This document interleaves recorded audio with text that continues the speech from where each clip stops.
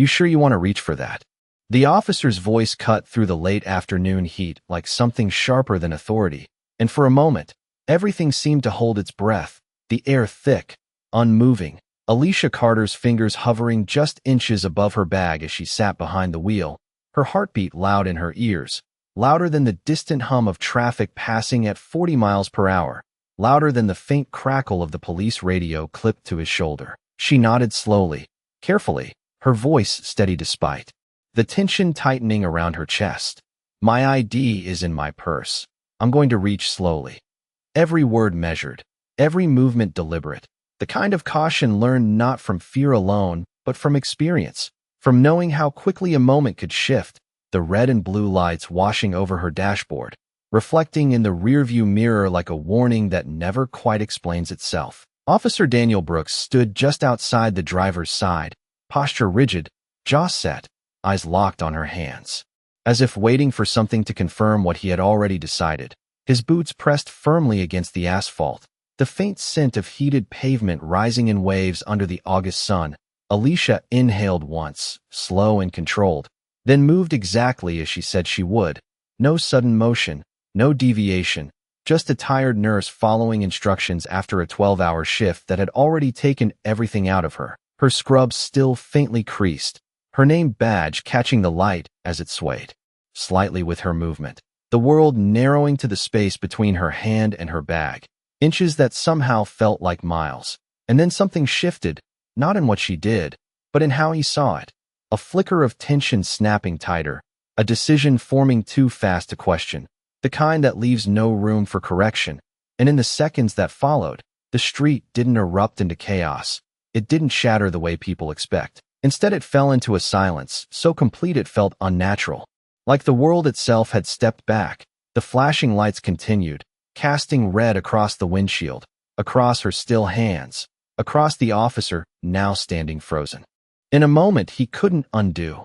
Somewhere far off a car slowed, then kept moving, unaware, life continuing just a few feet away from something that had already changed everything. And above it all, the sky stretched wide and indifferent, pale blue fading into early evening, as if nothing at all had happened, as if the quiet wasn't heavy with consequence, as if this moment wouldn't ripple far beyond this stretch of road, beyond this single stop, beyond what either of them could possibly understand. Yet the silence did not break right away. It stretched, thin and heavy, wrapping around everything like a pressure no one could name. Alicia Carter remained still in the driver's seat, her breathing shallow but steady, her fingers no longer moving, just resting where they had stopped, as if even the smallest motion might change something that could not be changed back.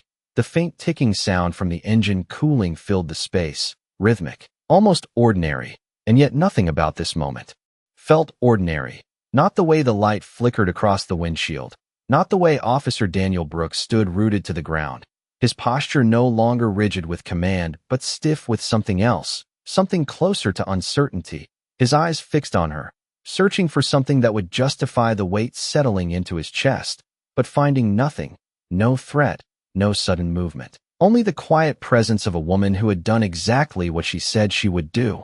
A distant siren began to rise, soft at first, then growing louder as it cut through the still air, and with it came the slow return of the world, a passing car reducing speed, a driver glancing over before looking away again, unwilling to linger, unwilling to understand.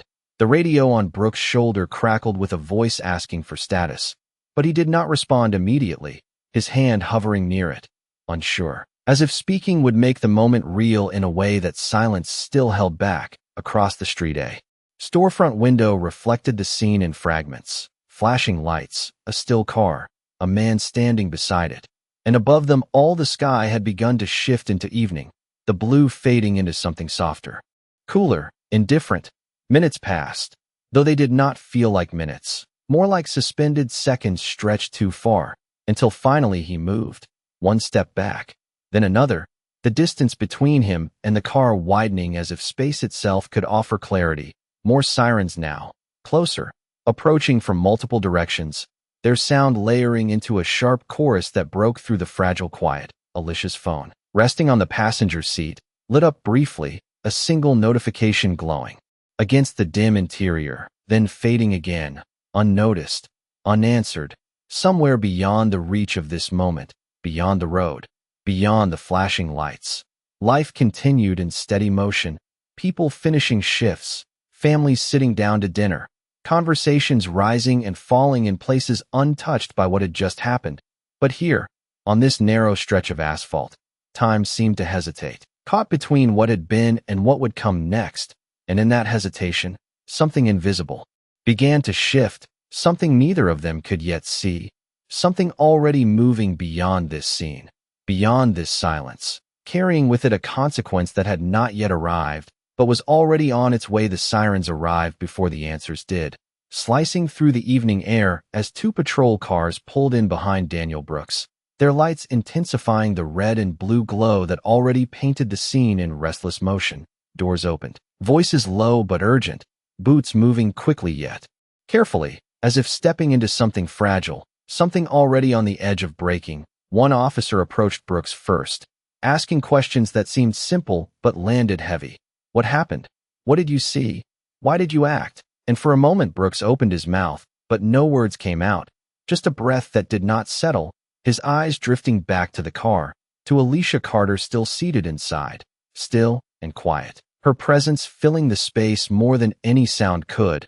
Another officer moved toward the driver's side, slower, more deliberate, as if approaching a person who deserved calm even in confusion. The scene no longer belonged to one man. It expanded, widening with each arrival, each glance, each silent exchange that passed between uniforms. Above them a streetlight flickered on, casting a pale yellow wash over the pavement, softening nothing, revealing everything. Time began to move again, but not forward in a clean line. Instead it stretched sideways, looping through questions that had no immediate answers. The radio chatter grew louder now, layered with codes and updates, fragments of communication that built a structure around the moment without resolving it. Brooks stepped back, further, creating distance that did not ease the pressure in his chest, his hands now resting at his sides, empty, uncertain, as if searching for something familiar to hold on to but finding nothing. Across the scene, small details continued their quiet existence. A receipt fluttering near the curb, caught in a light breeze, the faint hum of a nearby gas station sign, steady and indifferent. Alicia's phone lit up again on the passenger seat, a second notification, then a third, each one arriving from somewhere beyond this road, beyond this silence, connecting her to a world that had not yet realized something was wrong, and far from the flashing lights, in a place where the air carried the sharp scent of metal and discipline. A different kind of stillness settled over a group of men who had paused mid-training, their attention drawn not by noise, but by a single vibration, a phone resting on a bench, lighting up with a name that carried weight. One of them reached for it, not hurried, not careless, but with a precision that came from years of knowing when something mattered. He looked down, read the message once, then again, his expression tightening not in panic but in recognition, the kind that does not need explanation.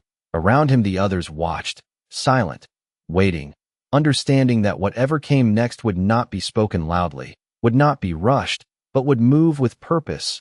Back on the road, the officers continued their quiet coordination, the scene now controlled but not resolved, contained but not understood, and somewhere between these two places, unseen and unstoppable, a line had already been crossed, one that would not stay within the boundaries of this street for long. The night did not end when the sirens faded. It stretched into something heavier, something that followed every person who had been there, settling into quiet corners and unspoken thoughts. Officer Daniel Brooks sat alone in his patrol car hours later, the engine off, the dashboard dark except for the faint glow of the radio display, his reflection barely visible in the windshield as he replayed the moment again and again, not in clear images but in fragments, her voice steady, her hands slow, the space between action and decision collapsing too quickly to take back. Outside the station the parking lot was nearly empty, a few distant streetlights casting long shadows across the pavement, everything still, everything ordinary in a way that felt almost wrong. Inside the building paperwork had already begun, questions written down, timelines constructed, statements requested, each detail trying to shape something that had not yet settled into a single truth across town. In a quiet hospital room, Alicia Carter lay surrounded by soft beeping machines and dim overhead lights, her breathing measured, her presence calm despite everything that had happened. A nurse adjusted a monitor gently, her movements careful, respectful, as if aware that this was not just another patient, that something larger was connected to this room. Alicia's phone rested on the small table beside her, its screen lighting up again, message after message stacking silently, names appearing, missed calls multiplying, one name appearing more than the others. Marcus Carter, each attempt unanswered, each second stretching the distance between knowing and not knowing. Miles away, the man holding that same name stood in a quiet hallway lined with metal lockers and polished floors, the kind that reflected footsteps before they were heard, his phone still in his hand. The message now read too many times to ignore, his jaw set, his posture straight but no longer relaxed. The room around him had shifted without anyone raising their voice. The other men nearby watching him not with curiosity, but with understanding. One of them stepped closer, not asking questions, just waiting, because in places like this, words were often unnecessary when something serious arrived. Marcus finally moved, not rushed, not dramatic, just deliberate, every step measured as if already aligned with what needed to happen next. Back at the station, Brooks leaned forward, elbows on his knees, hands clasped together, his thoughts no longer clear commands but scattered reflections, each one carrying weight he had not expected. The quiet inside the car pressing against him, louder than any siren had been. Somewhere deep in that silence a realization began to form, not complete, not yet understood, but present, like a shadow moving just outside his line of sight. Something about this moment refusing to stay contained, refusing to end here. And as the first light of early morning began to creep over the horizon, pale and cold, it revealed a world that looked unchanged. But beneath that surface, something had already begun to move, something that would not stop, something already on its way toward him. Morning arrived without warmth, the light thin and pale as it stretched across the city, touching rooftops, sidewalks, and quiet streets that carried no sign of what had shifted overnight. But inside the police station, the air felt different, heavier, conversations quieter, eyes lingering just a second too long before looking away. Officer Daniel Brooks stood near his desk, uniform still crisp, badge still polished. But something in his posture had changed, less certain, less anchored, as if the ground beneath him no longer felt as steady as it once had. Paperwork sat in neat stacks, reports waiting to be finalized, statements waiting to be aligned, every line attempting to shape a narrative that felt incomplete no matter how carefully it was written. He read through his own words again, slow, deliberate, searching for clarity, for justification, for something that would make sense of the moment that refused to settle into something simple. But the more he read, the more the silence around him seemed to press in, louder than any accusation. Across town the hospital moved at its usual rhythm, nurses changing shifts, monitors beeping softly, footsteps echoing down long corridors that smelled faintly of antiseptic and coffee.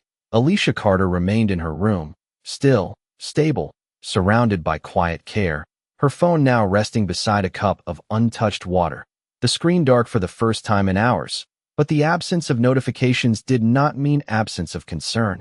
It only meant that somewhere, someone had stopped calling and started moving, miles away. The early morning sun reflected off the polished surface of black vehicles lined in perfect order, engines idling low, doors closed. The kind of stillness that comes not from hesitation but from control. Marcus Carter stood beside them, his gaze steady, his expression unreadable to anyone who did not know him. The message he had received no longer needed to be read again. It had already settled into something deeper, something that did not require words. The men around him prepared without speaking much, checking details, aligning movements. Not out of urgency, but precision, because urgency was loud in this. Was not.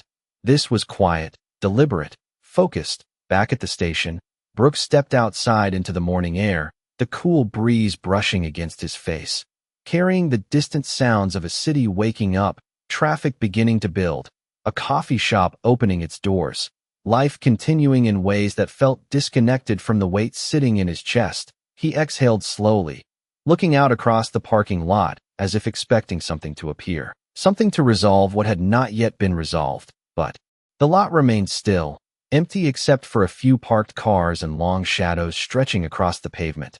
And then, far down the street, something shifted, not loud, not sudden, just a subtle change in movement.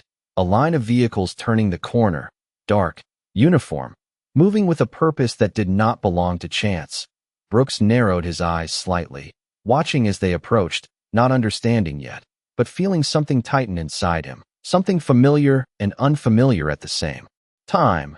As the vehicles drew closer, their presence seemed to quiet everything else, the distant traffic fading, the morning sounds dimming, until all that remained was the low hum of engines and the growing realization that whatever had begun the night before had not ended. It had only just arrived. The vehicles did not rush as they entered the parking lot. They moved slowly, deliberately, each turn precise, each stop controlled, until they formed a quiet line that felt less like an arrival and more like a statement. Engines idling in low unison, doors still closed. The morning air carrying a tension that had nothing to do with sound and everything to do with presence. Officer Daniel Brooks stood where he was, his body still but his mind racing ahead, trying to make sense of what he was seeing, because this was not routine, this was not local, this was something else entirely, something that did not ask for permission to be here. The first door opened with a soft, almost muted sound, followed by another, and then another, not chaotic, not rushed, but synchronized in a way that made the moment feel rehearsed without ever being staged. Boots met pavement one by one, firm but not aggressive, measured steps that carried weight without needing force. Brooks felt it before he understood it, that subtle shift in control, the kind that does not come from raised voices or visible authority, but from certainty, the kind of certainty that fills a space without asking. The men who stepped out wore no expressions that could be easily read, their faces calm, focused, their movements efficient, not looking around for direction because they already had it. One of them paused briefly, scanning the building, the lot, the officer standing alone near the entrance, his gaze steady but not confrontational, just aware, fully aware. Brooks straightened slightly, instinctively adjusting his posture as if meeting something formal, something that required composure even if he did not fully understand why.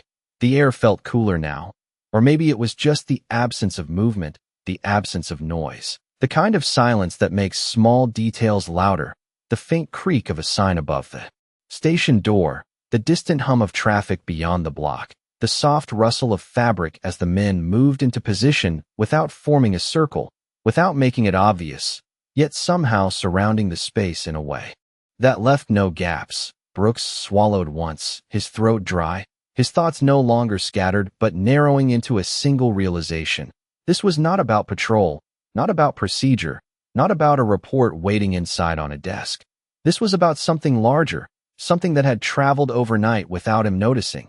One of the men stepped forward slightly, not rushed, not aggressive, just enough to close the distance by a few feet. His presence alone enough to anchor the moment. Brooks held his gaze, unsure whether to speak, unsure what words would even fit here. And for the first time since the night before, the silence did not feel empty. It felt intentional, like a pause before something important would be said, something that would define everything that came next. And in that stillness, Brooks understood one thing clearly. Whatever he had thought this was, whatever he had told himself it would become, he had been wrong, because this moment no longer belonged to him, and it never really had. The man who stepped forward did not raise his voice, did not reach for anything, did not need to assert himself in any visible way, because the authority he carried was already understood in the way the others stood behind him. Still, aligned, present without pressure, he stopped a few feet in front of Officer Daniel Brooks and held his gaze for a moment that felt longer than it was, not challenging, not aggressive, just steady, as if measuring something beyond the surface. Then he spoke, his tone calm, controlled. Officer Brooks. The name landed differently than Brooks expected, not questioned, not guessed, but known. Brooks felt a slight tension rise in his shoulders, a reflex he could not fully explain. Yes, he answered, his voice firm but quieter than usual. The man nodded once, not acknowledging the response as much as confirming something already established.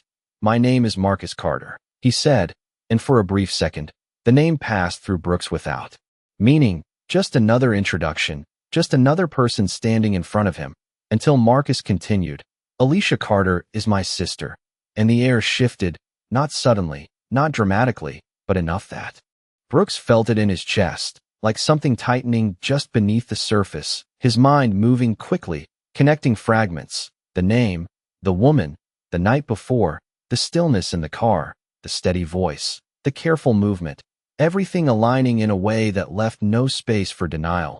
Marcus did not step closer, did not change his posture, but something in his presence became sharper, more defined, not through anger, but through clarity.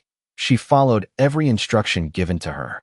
Marcus said, each word even, deliberate, not raised, not forced. And now she is in a hospital room. Brooks felt his breath catch slightly, not because he did not know, but because hearing it spoken aloud removed the distance he had been holding on to. Behind Marcus, the men remained where they were, silent, their attention focused but not intrusive, like witnesses rather than participants. Brooks glanced briefly past him, noticing for the first time the uniformity, the discipline, the unmistakable precision in how they carried themselves. Something clicked then, not fully formed but enough to recognize that this was not coincidence, not random. Marcus watched him, not with accusation, not with visible anger, but with a kind of stillness that carried weight far beyond words. "We are not here for confrontation," Marcus continued, his tone unchanged. "We are here because what happened does not stay contained to a report." Brooks swallowed, his throat dry again, the words settling into him in a way that felt heavier than anything said the night before.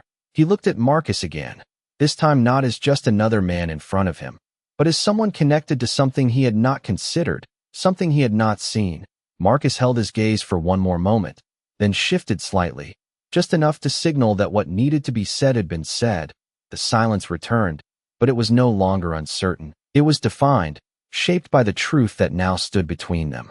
And for the first time since the moment on the road, Brooks understood that this was not about control, not about procedure, not about how events could be written down or explained later. This was about consequence, real and present, standing in front of him, calm, unshaken, and impossible to ignore. The silence did not break after Marcus Carter finished speaking. It settled deeper, more defined, as if every word had drawn a line that could no longer be stepped over or ignored. Officer Daniel Brooks stood there, his posture still upright, but no longer anchored in certainty, his mind moving through everything he had believed just hours ago, everything that had felt clear, procedural, controlled, now unraveling in the quiet space between him and the man in front of him. Marcus did not press further, did not repeat himself, because he did not need to. The truth had already been placed where it could not be moved. Behind him the men remained steady, their presence unchanged, not escalating, not retreating, simply there, a reminder that this moment extended far beyond a single conversation. Brooks finally shifted his weight slightly, a small movement that carried more meaning than any words he could have chosen, his eyes dropping for a brief second before lifting again, meeting Marcus with something different now, something less guarded, less certain. She said she was reaching for her identification. Brooks spoke slowly, not defensive, not rehearsed, just stating what he remembered, what he could not stop replaying. Marcus listened without interruption, his expression unchanged, but his silence was not empty. It was attentive, deliberate. Brooks continued. "She followed exactly what I asked." The admission hung in the air, heavier than anything else he had said, because it was not a justification, it was a realization, one that had taken time to form, but now could not be undone. Marcus nodded once, not in agreement, not in approval, but in acknowledgement of something that should have been understood from the beginning. The distance between them remained the same, but the space felt different now, less about confrontation, more about clarity. Brooks exhaled slowly, the tension in his chest shifting into something else, something quieter but more difficult to carry. "I did not see it that way in that moment," he added, his voice steady but lower, the words coming not from authority, but from reflection. Marcus held his gaze, his presence unwavering. That is the difference, he said calmly, not raising his voice, not accusing, just stating something simple and undeniable. You had the authority to decide what that moment meant. Brooks felt the weight of that settle in, not as pressure from Marcus, but as something internal, something he could no longer separate himself from. Around them the morning continued, distant cars passing, a door opening somewhere inside the station, faint voices carrying through the building. Life moving forward as if unaware of the shift taking place in this quiet corner of the lot. One of the men behind Marcus adjusted his stance slightly, the soft sound of boots against pavement echoing faintly, grounding the moment in reality. Marcus glanced briefly toward the building, then back at Brooks. She is still fighting to recover, he said, his tone unchanged. But the meaning clear. Brooks nodded once, a small movement, but this time not out of habit, out of understanding. The kind that comes too late to change what has already happened. The silence returned again, but it was no longer uncertain. It was complete, carrying with it the full weight of what had been said and what could not be taken back. And as Brooks stood there, facing the man whose presence had shifted everything, he realized that this moment was not about what he could say next, not about how he could explain or justify, but about what he now had to face, something far more lasting than the event itself, something that would not leave when the parking lot emptied or the reports were filed, something that had already changed him. Whether he was ready to admit it or not, the moment did not end with a command or a conclusion. It faded slowly, like the last echo of something that had already changed everything. Marcus Carter held his gaze on Officer Daniel Brooks for a second longer, then gave a small nod, not of agreement, not of forgiveness, but of closure to the words that had been spoken. He turned without urgency, his movements calm, controlled, the kind that did not need to prove anything. Behind him the men shifted in quiet unison, not forming a line, not marching, just moving with the same measured precision they had arrived with, their presence beginning to withdraw from the space without leaving it unchanged. Brooks remained where he was, his posture still, his hands at his sides, but the stillness now carried weight, not authority, not control, but understanding, the kind that settles in slowly and stays. The vehicles did not start all at once. Engines came to life one by one, low and steady, the sound filling the parking lot.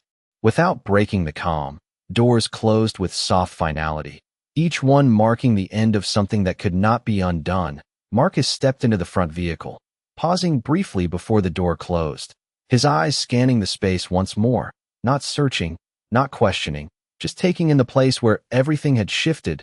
Then the door shut, and the convoy began to move, slow at first, then steady, turning out of the lot and disappearing down the street the same way it had arrived, without noise, without chaos, leaving behind only the quiet that followed. Brooks watched until the last vehicle was gone, until the street returned to its ordinary rhythm, cars passing, people moving, the world continuing as if nothing had happened. But for him, nothing felt the same. He stood there for a long moment, the morning light now brighter, casting clear shadows across the pavement, revealing everything with no place left to hide. Inside the station, voices resumed, phones rang, reports waited, but he did not move right away, his mind no longer racing, no longer searching for justification, just holding on to the truth that had settled in, clear and unchangeable. Across town, in a quiet hospital room, Alicia Carter remained still, her breathing steady, her presence calm, the soft beeping of the monitor marking time in a way that felt more honest than anything written on paper. A nurse adjusted the curtain slightly, letting in a narrow beam of sunlight that fell across her hand. Warm, gentle, real, life continuing in its quiet way, not dramatic, not loud, but persistent, and somewhere between that room and the emptying parking lot, something unseen but undeniable had taken shape. Not revenge, not anger, but consequence, the kind that does not announce itself, the kind that does not leave when the moment passes. Brooks finally turned, walking slowly toward the station door, each step deliberate, not because he was told to, but because he understood that from this point on, every step would carry meaning. The door opened, the sound soft, ordinary, and as he stepped inside, the light behind him stretched across the floor for a brief second before the door closed, leaving the space quiet again, but not the same kind of quiet, This one carried something deeper, something lasting, something that would remain long after the sound of engines and voices had faded, something that could not be written away or forgotten, only faced, one moment at a time.